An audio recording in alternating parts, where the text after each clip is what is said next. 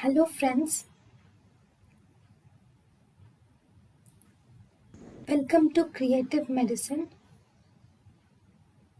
In this lecture, we will learn about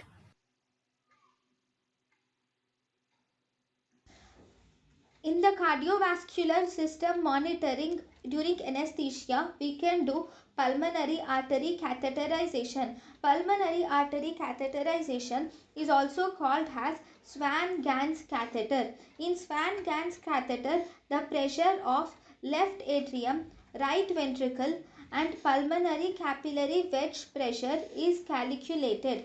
Central venous pressure and pulmonary artery occlusion pressure can also be calculated by pulmonary artery catheterization. Whenever there is sudden increase in systolic blood pressure, you will see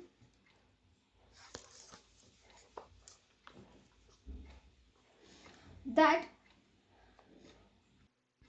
pulmonary artery occlusion pressure.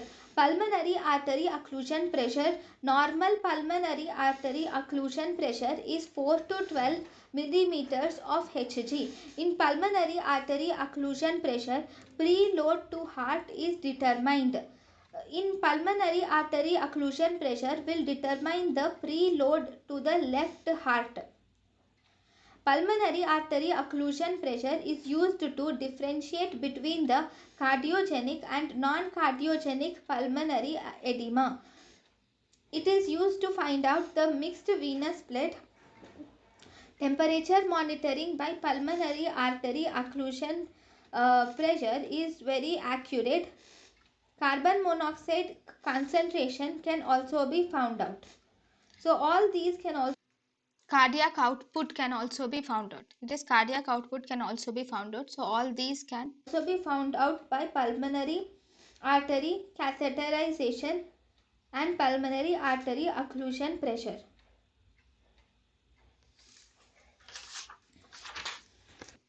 Echocardiography. Echocardiography can be of two types: transthoracic echocardiography and transesophageal echocardiography. Transesophageal echocardiography is the best. In transesophageal echocardiography, you can visualize the cardiac changes, cardiac functions like left ventricular ejection fraction, myocardial infarction and venous air embolism. All of these can be found out. Transesophageal echocardiography is only done under general anesthesia and under technical knowledge. So, cardiovascular monitoring. So, for cardiovascular monitoring, we will have to do the pulse pressure, pulse rate, blood pressure, ECG, central venous pressure, pulmonary catheterization and echocardiography. Already pulse rate, blood pressure and central venous pressure, ECG were dealt. Now pulmonary artery catheterization. For pulmonary artery catheterization is done with the help of Swan-Ganz catheter. While after doing pulmonary artery catheterization, we can know the pulmonary capillary wedge pressure, right ventricular pressure and left atrial pressure can be calculated with the help of pulmonary artery catheterization. Central venous pressure and pulmonary artery occlusion pressure can also be calculated. This pulmonary artery occlusion pressure is very important. This pulmonary artery occlusion pressure, the normal values are between 4 to 12 millimeters of Hg. This will identify or this will estimate the preload to the left heart.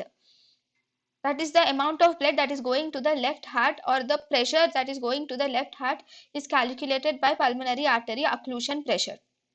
This will also differentiate between the cardiogenic pulmonary edema and non-cardiogenic pulmonary edema. In non-cardiogenic pulmonary edema, pulmonary artery occlusion pressure or pulmonary capillary wedge pressure is less than 18 millimeters of Hg, whereas it is more than 18 millimeters of Hg if it is cardiogenic pulmonary edema.